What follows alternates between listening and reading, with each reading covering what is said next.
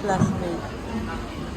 Sa ating minamahal na punong guro, Ma'am Marieta L. Tubig, sa ating masipag na opisyal ng barangay, Chairman ng Committee of Education, Honorable Eric L. Macaspa, sa ating panauwing tagapagsalita, sa ating PTA President, Mami Juliet, sa aking mga kasamahang guro, mga magulang at mga batang awardees, sa mapagpalang araw sa ating lahat. Ladies and gentlemen, it is my pleasure to introduce to you our guest speaker for this memorable event. Matagal ko na po siyang kakilala, kaya po siguro ako ang nakatasan. Sa akin pong pagkakakilala sa kanya, siya po isang mabuting anak, mabait na kapatid at kaibigan, isang mapagmahal na asawa sa kanyang kabigyan, at huwarang ama sa kanyang mga anak. Tawa ni Sir Helen.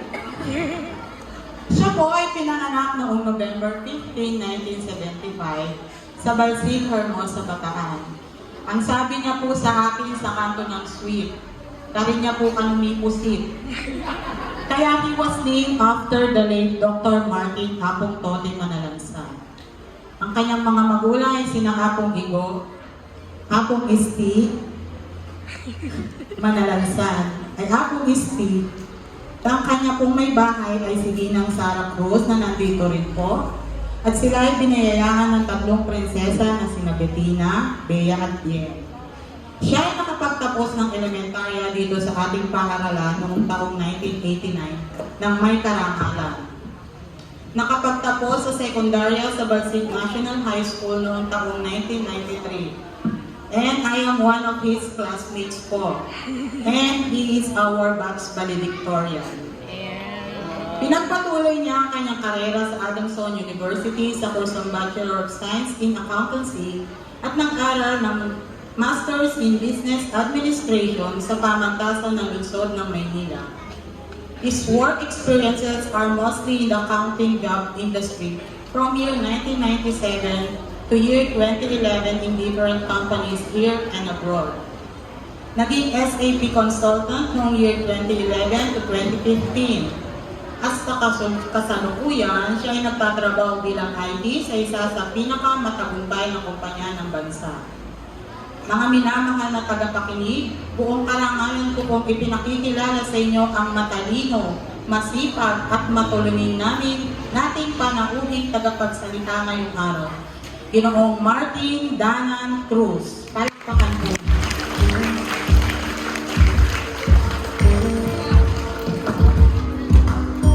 Hindi na, pakasalo na yan.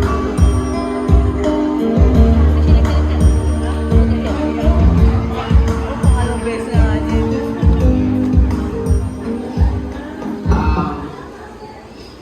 To our beloved Principal Marieta L. Tubig, Honorable Konsehal, Tagawalan ng Edukasyon, Eric L. Macaspa, our PTA President,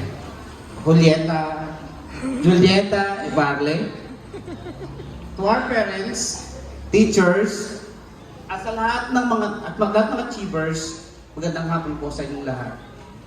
Nakakatawang isipin na nabigla ako nung Monday. Tumatawag sa akin si Juliet, sabi niya, mag-guest speaker ka sa ano. Sabi ko, tapos na ako mag-guest speaker sa Balsig, sabi ko. Tapos naalala ko, nga no, iba na pala ngayon ng pattern ng mga graduation at recognitions. Then na-realize ko, nga kailangan ko inspire, pwede ako pala mag-inspire ng bata. And doon ko naapaktan ko na, okay, sige, accept ko yung yung recognitions.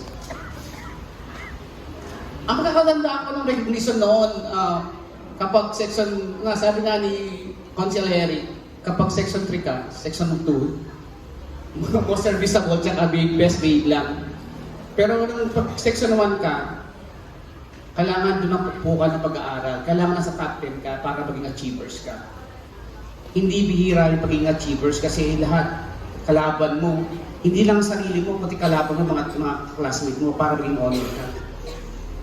Pero alam nyo, ang natutunan ko ng elementary kapag achievers ka, hindi sapat yung naging achievers ka. Kasi ako lahat ng naging na-achieve kong tagumpay,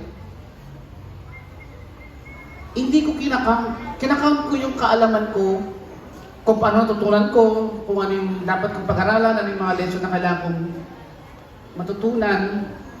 Yun ang nalag ko sa isip ko.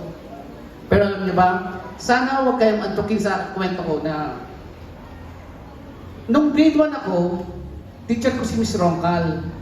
Sabi niya sa akin, nakikita ko sa mga blackboard niya, meron siyang mga sayings na take time to read, it's the foundation of wisdom. Yung ganun ng ganun. So, sabi ko, kailangan magbasa pala ako. Ganun. Tapos nung grade 1 ako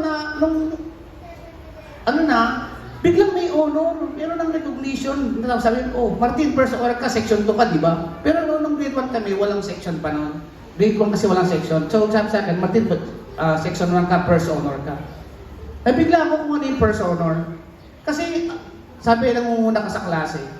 Pero bakit nangunguna sa klase? Section 2 ako, James Roncal. So sabi ko, hindi pala sa section na kumuha ang pagiging honor. Kundi kung ano kakayahan mo bilang bata ang binibigay ng estudyante noon. Pero, nung natanggap ko yung pagiging honor ko, na-realize ko na, wow, ang galing ko pala. Pero alam nyo, nung unang nakuha ko yung honor ko, na-realize ko na, hindi lang pala honor ang kailangan mong makuha. Kailangan pala yung mga tutunan mo sa school. Nung grade 1 ako, doon nag-umpisa yung pangarap ko. Pangarap ko na maging honor ulit, grade 2. Kasi ang nakakaintindi ko noon, kapag matalino ka, makakakuha ka ng trabaho, sisikat ka, yayaman ka. Pero alam nyo, ang natutunan ko noon, parang gusto ko lang mag-aral. Ganon. Tapos nung mga panahon na yun, bigla akong naalala na di pala ganun ang buhay na pag-aaral ka lang, mangarap ka lang, maging honor ka lang, yayaman ka na. Kasi alam niyo bakit? Kasi mahirap ang buhay. Yung buhay namin noon, ang hirap. Ang hirap ng buhay noon. Naalala ko noon, wala kang tsinelas. Pasok ka, walang baon. Pero alam nyo, sinunan ko lang sa buhay yung mga panahon na yun. Nung grade 1 ako, nagka-honor ako, doon ko nagsimula yung pangarap ko na, kailangan ko magtagumpay. Kailangan ko mangarap. Alam nyo, ang batayan ng pagiging honor, yung mga kaalaman na natutunan natin. Hindi first honor ka, second honor ka, third honor ka. Magaling ka na, hindi. Kailangan unang-una maging mabuting tao ka, mabait ka, hindi ka nang lalaman ng kapwa mo, at the same time, maging matagumpay ka sa sarili mo, sa kapwa mo, at saka sa ibang tao. Alam niyo ba, ang pag-aaral, hindi lang honor student ka, hindi lang isang magaling ka, kundi kailangan maging mabuting tao ka. Nung napunta ako ng high school, dala ko yung karangalan na with honor, gano'n. May karangalan, pero alam nyo, nung high school ako, naalala ko, nasa Janet lang, classmate ko, ang alam ko lang noon, mag-aaral ako kasi wala akong paraan para makapag-aral ng college. Kasi tatay ko nasa konoan, gano'n. 500 a week ang pera niya. So, paano ka mag-aaral ng college kung mahirap ka, di ba? So, na-realize ko na, pwede ko palang gamitin yung mga karangalan ko, yung mga natutunan ko. Alam niyo ba mga bata ngayon? Sa libre lang ang mangarap. Pinangarap ko na ng pinakamataas na pangarap. Sabi ko, magiging CPA lawyer ako. Pero alam niyo, ang hirap pala kapag mahirap ka. May pangarap ka, pero ang magulang mo walang pangarap. Minsan, nasasabi ko sa sarili ko noon, bakit ganon? Pwede mo mamili ng magulang. Sana may pangarap, ganon. Pero hindi naman, kasi may mga magulang kasi na gusto man nila, hindi nila kaya. Wala namang magulang na ayaw magtagumpay yung anak, di ba? Kaso, siyempre, pang mahirap ang buhay, wala nang paraan kundi mag-stop. Pero alam mo nung high school ako, sabi sa tatay ko, tayo mag-aaral ako ng college. Pero alam mo narinig ko, paano ka mag-aaral? Wala tayong pera. Sinabi ko yun, third year ako kasi nakikita ko, kayang-kaya ko pala makipagsabayan. Pero alam mo nung third year ako, sabi sa akin, paano yun wala tayong pera? Kung hindi kaya ng magulang na pag-aralan ng anak, yung mga bata, mga kabataan, mga bata, magsikap kayo. Yung mga nakuha yung tagumpay, mga karangalan, mga matutunan sa mga teacher, iyan ang gamitin nyo para magtagumpay. Magtagumpay tayo dahil gusto natin. Kung di kaya ng magulang gumawa ng paraan, marami naman paraan eh. Naalala ko nung nag-college ako, balikturan ako, parang feeling ko, hindi na ako mag-aaral. Sayang naman, sabi ko. Lumuwas ako ng Maynila para mag-aral sa Maynila. Pero ang dala ko lang, yung kaalaman, yung knowledge, yung talento, yung tagumpay na na-achieve ko. Mga achievers. Achievers ako mula grade 1 hanggang high school. Yun lang ang dala-dala ko.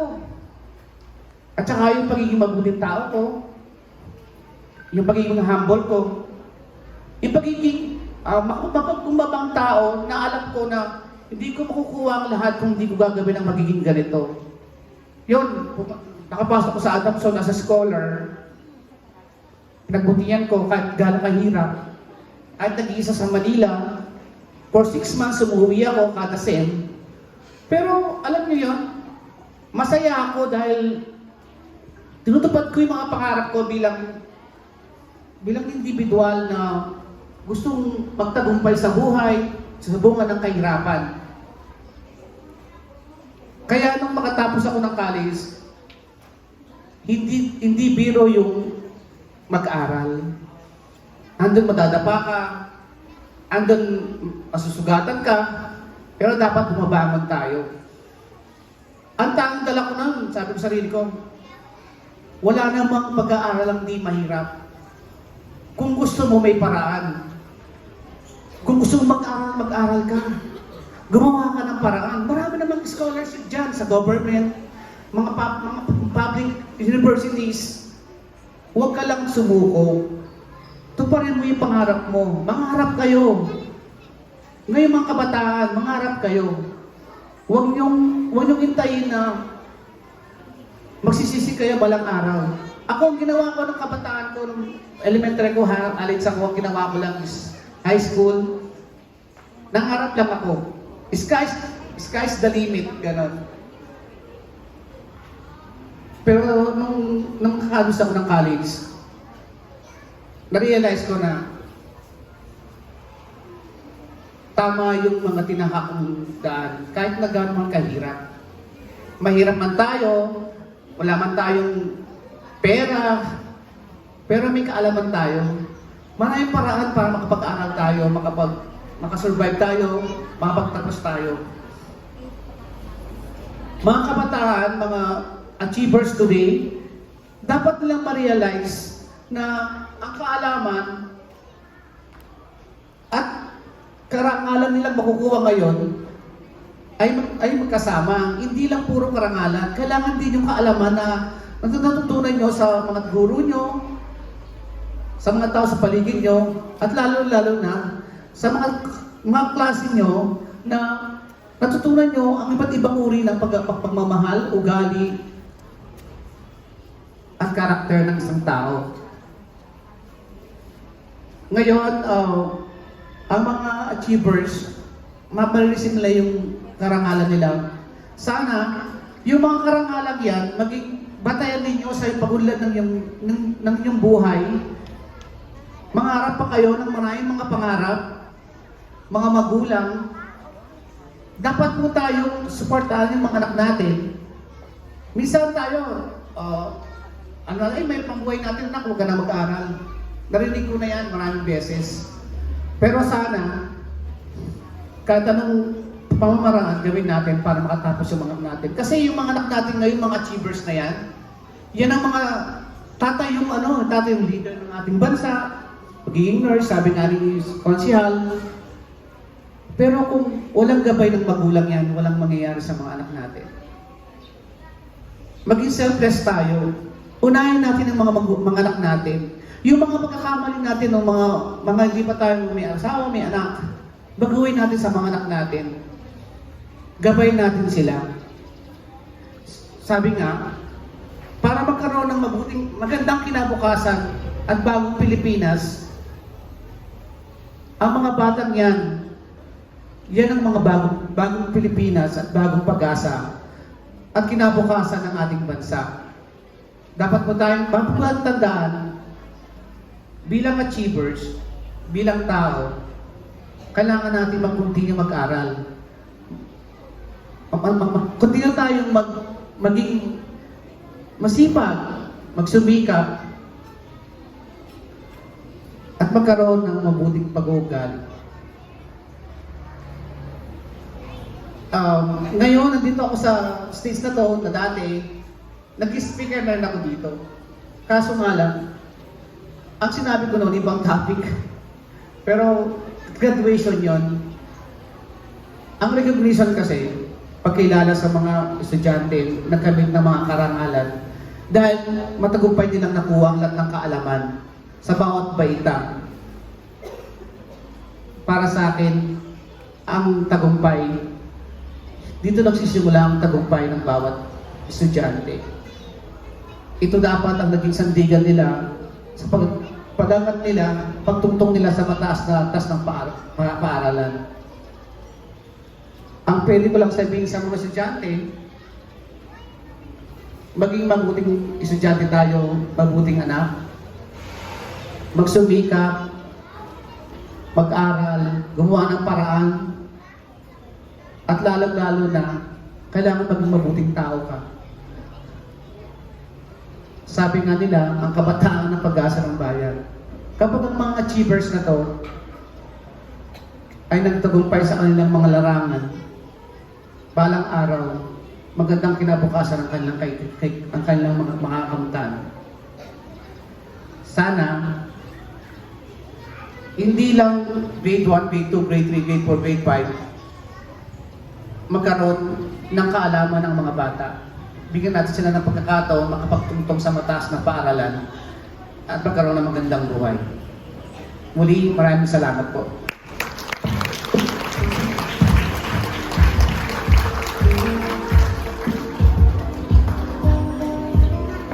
Muli palakpakan po natin ang ating panauwing tagapagsalita, Ginoong Martin B. Cruz.